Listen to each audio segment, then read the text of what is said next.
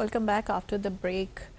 سو بہت جلد بڑی تیزی کے ساتھ انٹرنیشنل پولیٹیکل ڈائنامکس بدلتے جا رہے ہیں. وہ کسی ملک کے اندرونی پولیٹیکل سچویشن کی بات ہو یا کہ انٹائر ورلڈ کی. سو بڑے ریپڈ چینج ہیں. ایک ہفتے میں ہم کچھ ہائی لائٹڈ ایونٹس ڈسکس کرتے ہیں, سو ایک ہفتے کے گیپ کے بعد کچھ اور بہت بڑا ہو جاتا ہے. سو یہ بھی ایک بہت حیرت کی بات ہے. لیکن چلیں آتے ہیں نیپال کی صورتحال کی جانب. تو یہ یک سے کیا ہو گیا نیپال میں؟ اپیرنٹلی تو بڑا آل سیٹ کا ایک تاثر تھا, وہ سامنے تھا. اور کیا اس کو بنگلہ دیش کی صورتحال کے ساتھ بھی جوڑا جا سکتا ہے؟ بھارت میں تو یہی کوشش ہو رہی ہے کہ جو جنریشن زی کا جو ابھی انقلاب, ابھی اس کی معلوم نہیں ہے کس طرح معاملات جائیں گے, لیکن یہ تو بات ضرور ہے کہ ایک تو بات کنفرم ہو گئی ہے کہ اب جو ینگ جنریشن ہے, اسکول اور کالج میں جانے والے طالب علم ہیں, وہ اب سوشل میڈیا کے بغیر رہ نہیں سکتے. ان کو ایکس بھی چاہیے, فیس بک بھی چاہیے, انسٹاگرام بھی چاہیے. اس کے بغیر اب ان کی جو زندگی ہے مکمل نہیں ہے. ویسے میں تو اس کا صحرا بھی جو پچھلی جنریشن ہے اسی کو ہی دیتی ہوں. وہ جو بھی ہے اس کا ذمہ دار تو جو بھی ہے, لیکن یہ ہے کہ یوتھ پوری دنیا میں اب اس پہ اتنی ڈیپینڈنٹ ہے کہ وہ پارٹ اینڈ پارسل ہے, انٹیگرل ہے ان کی زندگیوں کا. اور ٹھیک ہے, ہونا بھی چاہیے. لیکن یہ معاملہ اسی سے شروع ہوا تھا کہ پابندیاں لگا دی تھی نیپال کی حکومت نے, اور اس سے یہ معاملہ اٹھا اور یک یہ تبدیل ایسا ہوا کہ جی ہم نے تو اب ساری سیاست ہی پلٹ دی, اس کی بساط ہی لپیٹ دی سیاست کی نیپال میں. اور کے پی شرما جو اولی پرائم منسٹر ہیں وہ بھی بھاگ گئے, اور باقی سیاستدان بھی جو فارمر پرائم منسٹرز ہیں. اچھا, پچھلے 14 سالوں میں تقریباً یا 16 سالوں میں 14 دفعہ یہ حکومت تبدیل ہو چکی ہے. صحیح. اور نیپال میں تو کمال ہی کر دیا. جنریشن زی جو 20 سال سے کم لوگوں کے نوجوان لوگ ہیں, اور اس میں ابھی تک جو خبریں میں پڑھ رہا تھا, بلکہ کل تک تو 25 کے قریب تھیں, آج میں دیکھ رہا تھا کوئی 51 لوگ اس میں ہلاک ہو گئے ہیں ابھی تک کے سارے معاملے میں. تو کافی سیریس سچویشن ڈیولپ ہو گئی ہے. اب بنگلہ دیش کی صورتحال کا موازنہ کچھ لوگ ہمارے ہاں بھی کر رہے ہیں, وہ ہے نہیں. دیکھیے, بنگلہ دیش میں تو 16 سال سے ایک ایسی خاتون کی حکومت تھی, شیخ حسینہ کی, جس نے اتھارٹیرین کرپشن, اتھارٹیرینزم, بہت سے ایسے معاملات ہیں جس سے لوگ خوش نہیں تھے. ایکسیکیوشنز ہو رہی تھیں, وہ جو انٹرنیشنل کیا تھا کرائمز ٹریبونل وہ بنایا ہوا تھا, اس کے تحت لوگوں کو سزائیں ہو رہی تھیں. تو آپ یہ کہہ سکتی ہیں کہ وہاں تو ڈکٹیٹرشپ قائم ہو گئی تھی. لیکن یہاں پہ اور وہاں جو پھر ڈیمانسٹریشن شروع ہوئے تو وہ 1-2 ماہ تک جاری رہے. یہ تو 2 دنوں میں سارے معاملات کہاں سے کہاں پہنچ گئے ہیں. اب نیپال میں بھی دیکھیے, بادشاہت کا سسٹم تھا. 1990 میں بادشاہت نے تھوڑی بہت تبدیلیاں آئیں, پارلیمنٹری سسٹم لایا گیا. پھر 2008 میں بادشاہت کو مکمل طور پہ ختم کر دیا گیا. اب 2008 سے لے کر 2025 تک بہت سی حکومتیں اس طرح میں نے پہلے کا آئیں اور چلی گئیں. اب جو اس وقت کی حکومت, اور یہ بھی دیکھیے ذرا نیپال کا اب نقشہ دیکھیے نا, تو نیپال جو ہے 3 سائڈ سے تو بھارت اس کا نیبر ہے, اور نارتھ پہ چین ہے. اب چین اور ان کے درمیان ایک رہتی ہے, کیونکہ ہے تو یہ ہندو, میجورٹی جو ہے ہندوؤں کی ہے, اور یہ کلیم یہ کرتے ہیں کہ اصل جو ہندو ریاست ہے وہ نیپال ہی ہے. بلکہ لارڈ رام کی جو بات ہوتی ہے, وہ کہتے ہیں کہ ان کا جنم نیپال میں ہی ہوا تھا, جو کہ بھارت کو پسند نہیں ہے. بھارت تو کہتے ہیں ایودھیا میں ہوا تھا جہاں بابری مسجد تھی, لیکن وہ کلیم کرتے ہیں کہ نیپال میں ہوا تھا, جو کہ بلکہ جو ابھی کے پی شرما اولی جو پرائم منسٹر تھے حال تک, انہوں نے یہ کلیم پچھلے سال کیا تھا. اور ان کو آئے ہوئے شرما صاحب, اولی صاحب کو آئے ہوئے تو یہ جولائی پچھلے سال ان کی حکومت بنی تھی. اور دیکھیے 1 سال کے عرصے میں ہی بات کہاں سے کہاں پہنچ گئی.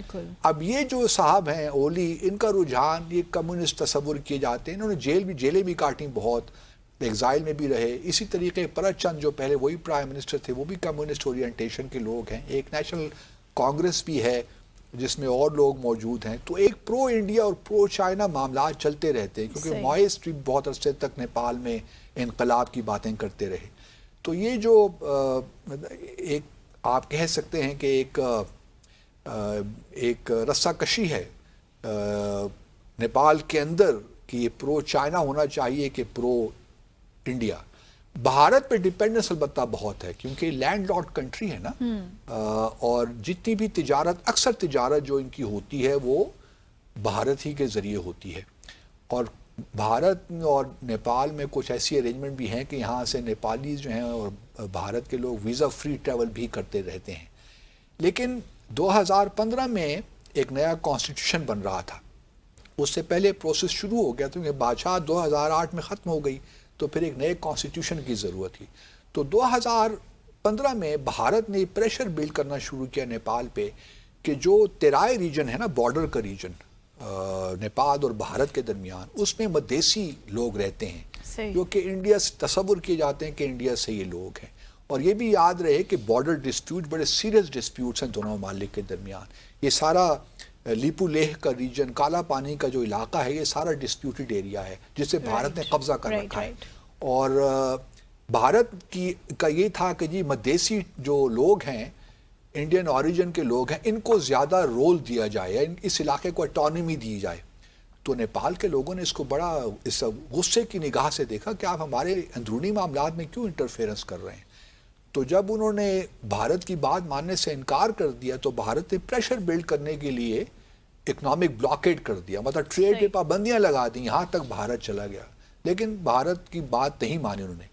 تو پچھلے کچھ سالوں سے 2015 سے ہم دیکھ رہے ہیں کہ نیپال کی ایک کوشش ہے کہ جو بھارت پہ ڈیپینڈنس ہے اس کو کم کیا جائے، اس لیے ان کا رجحان ذرا چین کی جانب بھی ہو رہا تھا۔ پہلے تو بھارت کی جو سینٹیمنٹس تھے یا ان کی سینسٹیویٹیز تھیں ان کا خیال رکھ رہے تھے، کیونکہ وہ بھی ہندو بنیادی طور پہ ملک ہے، گو کہ انہوں نے کانسٹیٹیوشن اپنے آپ کو سیکولر ڈکلیئر کر دیا تھا بھارت کی طرح۔ لیکن یہ ہے کہ پچھلے دنوں جب یہ سارے معاملات ہو گئے، نیا کانسٹیٹیوشن آ گیا، اولی صاحب اور اس سے پہلے دیوبا وغیرہ پرچند، یہ سارے تھوڑا بہت چائنا کی طرف بھی دیکھ رہے تھے کہ اور چائنا نے کافی سپورٹ بھی کیا، تو اس لیے بھارت کو تھوڑا سا پریشانی تو ہوئی کہ بنگلہ دیش میں پچھلے سال یہ معاملہ ہو گیا تو کوئی نیپال ہی بالکل ہاتھ سے نکل نہ جائے۔ تو پچھلے دنوں ہم نے 2015 کے بعد دیکھا کہ RSS بھی کافی یہاں پہ ایکٹیو ہوا، اور یہاں پہ یہاں بھی ہندوتوا کے کچھ لوگوں کو تیار کیا جانے لگا جو پرو انڈیا تھے، خاص طور پہ تیرائے ریجن کے لوگوں کو، اور تیرائے ریجن کے لوگ صرف تیرائے ریجن میں تو نہیں ہیں، وہ کھٹمنڈو میں بھی رہتے ہیں اور بھی بڑی شہروں میں رہتے ہیں۔ تو اس وجہ سے یہاں بھی RSS نے انگریس کرنے کی کوشش کی۔ ابھی بھی آپ دیکھیے تو جو اب اس وقت بھی ابھی معلوم نہیں ہے کہ ریولوشن کس طرف جاتا ہے، کیونکہ جو جین زی کے جو ریپرزینٹیٹیوز ہیں وہ کہتے ہیں کہ جی ہمارا ایک فیصلہ ہو گیا ہے، گو کہ اس کے بارے میں مصدق حتمی طور پہ کچھ نہیں کہا جا سکتا، کہ سوشالی کرکی جو ہیں فارمر چیف جسٹس، ان کو ہم انٹرم پرائم منسٹر بناتے ہیں۔ لیکن کچھ لوگوں کا خیال ہے کہ بالن شاہ جو کھٹمنڈو کے میئر ہیں ان کو بنایا جائے۔ تو ابھی اوپینین ڈیوائیڈڈ ہے، لیکن زیادہ تر جو جین زی کے جو طالب علم ہیں، جو نوجوان ہیں، وہ یہ ان کا خیال ہے کہ جو سوشالی کرکی ہیں وہ بہتر پرائم منسٹر بنے گی، اور اگلے 6 سے 1 سال میں الیکشنز ہوں۔ ساتھ میں ان کی ڈیمانڈ یہ ہے کہ پارلیمنٹ کو ڈیزالو کیا جائے، جو کہ اس وقت جو پریزیڈنٹ ہیں یا جو آرمی ہیں وہ ریلکٹنٹ ہیں کہ یہ نہ کریں پارلیمنٹ۔ اگر پارلیمنٹ کو ڈیزالو نہیں کرتے تو پھر انٹرم سیٹ اپ کس طرح بنے گا، کانسٹیٹیوشنلی تو اس کی اجازت پھر نہیں ہے، یا پھر یہ سوشالی کرکی کیسے پرائم منسٹر بنے گی انٹرم، تو اس میں بہت سی پیچیدگیاں ہیں۔ تو میرے خیال میں پارلیمنٹ کو تو ڈیزالو کرنا ہی پڑے گا۔ اگر پرائم منسٹر اولی بھاگ کے کہیں چھپ گئے ہیں، کہیں چلے گئے ہیں، وہ اس وقت کہاں پہ ہیں کسی کو معلوم نہیں، اسی طرح باقی پولیٹیشنز بھی نہیں ہیں، تو یہ ایک معاملہ اس وقت کافی گھمبیر ہے۔ لیکن یہ ساری چیز سے فائدہ کس کو ہو رہا ہے، مطلب یہ ایک سوچنے والی بات ہے۔ اگر دیکھیے کوئی ایسا سیٹ اپ، بھارت پہ ڈیپینڈنس تو ابھی بھی نیپال کی ہے، اور بھارت چاہے گا کہ ایسی حکومت، ایسا سیٹ اپ آئے، اور چونکہ یہ جو سوشالی کرکی ہے نا، کو کہ چیف جسٹس رہی ہیں پہلے ماضی میں، ان کا ریکارڈ اچھا ہے کیونکہ انہوں نے پولیٹیشنز کی بہت سے معاملات میں نہیں سنی اور انڈیپینڈنٹ فیصلے کیے ہیں۔ یہ بھی یاد رہے کہ یہ بھارت میں پڑھی ہوئی ہیں، یہ ایک بھارت میں یونیورسٹی ہے وارانسی میں، مجھے نام اس کا بھول گیا ہے، وہاں پہ انہوں نے پڑھا لکھا ہے، تو بھارت کو جانتی بھی ہیں، اور ایک لحاظ سے آپ کہہ سکتی ہیں کہ اچھے خیالات رکھتی ہیں، اور کوئی حرج نہیں ہے نیپال اگر بھارت میں ٹھیک تعلقات ہوتے ہیں تو ہمیں کوئی مسئلہ نہیں ہے. ہمارے فارن آفس نے صحیح ریئیکٹ کیا ہے کہ ہم تو پیپل کی جو اسپریشنز ہیں ان کو ریسپیکٹ کرتے ہیں, اور ہماری یہی خواہش ہے کہ نیپال جو ہے ترقی کی جانب بڑھے. لیکن اس کا ہرگز یہ مطلب نہیں ہے, بھارت کا معاملہ یہ ہوتا ہے نا کہ اگر آپ ہمارے ساتھ تعلقات رکھتے ہیں تو آپ چین کے ساتھ تعلقات نہیں رکھ سکتے, آپ پاکستان کے ساتھ تعلقات نہیں, وہ اس کو زیرو سم گیم بنا دیتے ہیں. حالانکہ ہر ملک انڈیپینڈنٹ ہے, لیکن کسی کوئی بھی تعلق جو ہے وہ تھرڈ کنٹری کے خلاف نہیں ہونا چاہیے. تو نیپال کو اتنی اسپیس تو ہونی چاہیے کہ وہ اپنی سوورنٹی کو استعمال کرتے ہوئے چین کے ساتھ بھی تعلقات رکھے, بھارت کے ساتھ بھی رکھے, پاکستان کے ساتھ بھی رکھے. تو میں سمجھتا ہوں کہ بھارت اس وقت بڑا کلوزلی واچ کر رہا ہے, نو ڈاؤٹ. ان کے میڈیا سے بھی یہی لگ رہا ہے کہ ان کو ایک فکر تو لاحق ہے کہ اب کیا آگے کیا ہوگا اور کس قسم کی حکومت انٹرم سیٹ اپ بنے گا. چلیے انٹرم سیٹ اپ تو جو بھی بن جائے, کیونکہ جینسی نے بڑا واضح کہہ دیا, ان کے ریپرزینٹیو آج کہہ رہے تھے کہ سوشالی کرکی از دے ریپرزینٹیو, اور انہی کو ہی انٹرم پرائم منسٹر بنیں گے, اور پارلیمنٹ کو ڈیزالو, یہی دو ان کی شرائط ہیں. اب آیا جو پریزیڈنٹ ہیں اور جو آرمی ہے, آرمی چیف ہیں, وہ یہ ان کا فیصلہ مانتے ہیں نہیں مانتے, ویل سی. مذاکرات ہو رہے ہیں لیکن ابھی معاملات کوئی حتمی فیصلہ ابھی تک نہیں ہو پایا, لیکن آج کل میں یہ ہو ہی جانا چاہیے میرے خیال میں. صحیح, کیونکہ واقعی بہت ہو چکا. So let's take a short commercial break hair.